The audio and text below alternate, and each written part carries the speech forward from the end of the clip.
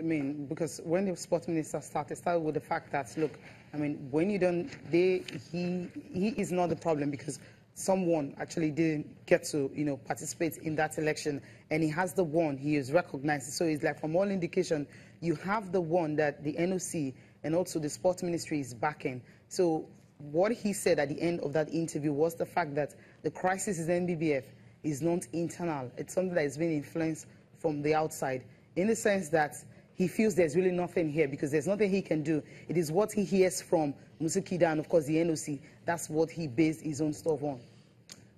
I mean, it's still part of the story we're saying. Yes, probably Tijani will come out and tell you we had our own meeting, we had our own constitution early in the year, early in 2017 or 2016. Well, he said he didn't see anyone.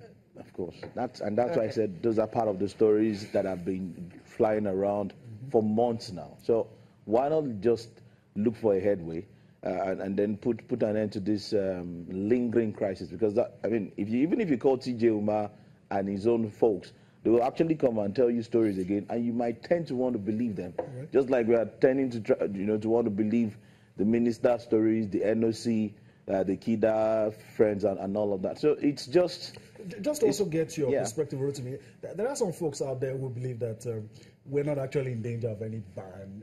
There's really there might be internal wranglings, but we're not really in danger. To be fair, really doesn't look like. To be fair, I mean, I think FIBA has just been nice.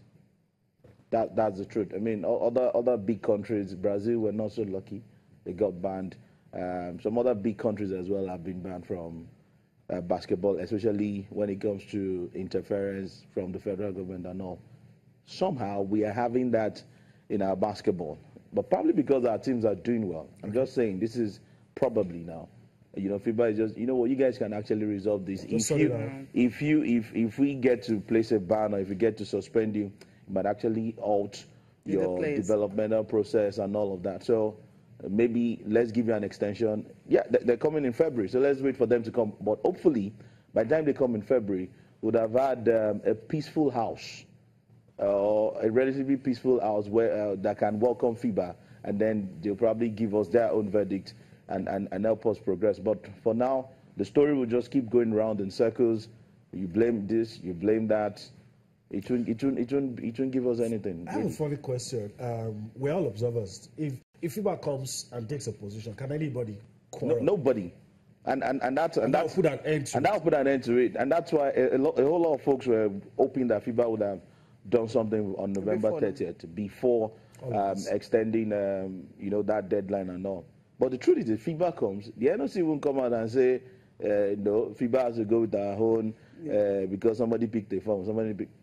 The truth is, we are waiting for FIBA, right? So, but if it is in our own best interest, if we can, sort whatever differences before FIBA comes, because if you leave it to FIBA, they will do what they. I don't know. They know what to do, but they're just being nice. Like being nice.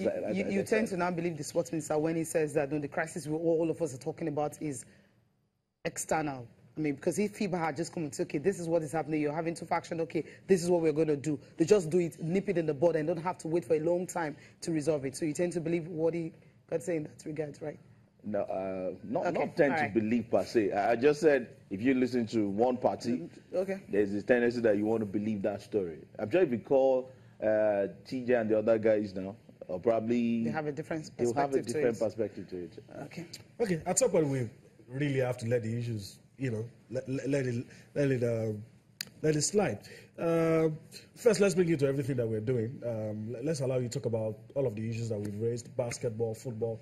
Today, the CAF Player of the Year, the award will be given out. So you can get across to us on Facebook, Channels iPhone Sports, and on Twitter as well, Channels iPhone Sports. Channels_sports for Twitter, Channels iPhone Sports for Facebook. And you can also send us a mail, sportsmoney@channelstv.com. All right, Rotimi, let's talk about something that is a bit heartwarming. Let's talk about the CAF Awards. And I don't think I've asked you this question before. Anytime people talk about the CAF Awards, everybody's focused on who turns out to be the African Player of the Year. But there are many other awards. Nigeria may not be involved in that big one, but we're in others. But let me ask you, because I don't think we've talked about it before. if you were to pick? None of us here can make any decision, but who will be your pick? From the final three? Yeah, final three. It's the Egyptian, Salah. It's straight. Yeah, I mean, it's straight. Mo Salah. Yeah, Mo Salah. And I'm not looking at probably what is done from August to December with Liverpool. I mean, from January Nations Cup, with Egypt getting to the final, even though they lost in the final to Cameroon, helping them through the qualifiers as well, and all of that. So leading up into his move back to Liverpool, and then been keeping up that good form, for Liverpool and Egypt. I think it's straight pick. It's clear. It's a straight not close. Pick. It's not going to be close. Straight pick. Okay, that's Rotimi's view. I tend to agree. Let's see the categories for the awards. We've picked out some, so let's see if we can do that quickly. We already talked about the CAF Player of the Year, Mo Salah, Pierre-Emerick Aubameyang. Okay, other categories in there: the Women's National Team of the Year, Ghana under-20, Nigeria under-20, and South Africa. Rotimi? Unfortunately, in 2017, most of these teams were dormant. Okay. Apart from I think 1 or 2 under-20 qualifiers, that these girls featured in. There's really nothing to look forward to at under-20. National Team of the Year: Cameroon, Egypt, Nigeria. That will be pretty tough, probably between Egypt and Cameroon. Cameroon won the Nations Cup. Egypt qualified for the first World Cup in 24 years. Between those two. Okay. For the one that has Azizat Oshola, everybody will be looking at a Women's Player of the Year. You have Azizat Oshola, you have Christina Gatlana, and Gabriel Ongwene. I think Azizat, probably due to her playing in China and what she's done with her club side, might just nick this one. Okay. Next one, quickly. Coach of the Year, Nigeria's Gernot Raw, Hector Cooper, Egypt, and the coach from Wydad Athletic of Morocco. Your pick? It's very simple.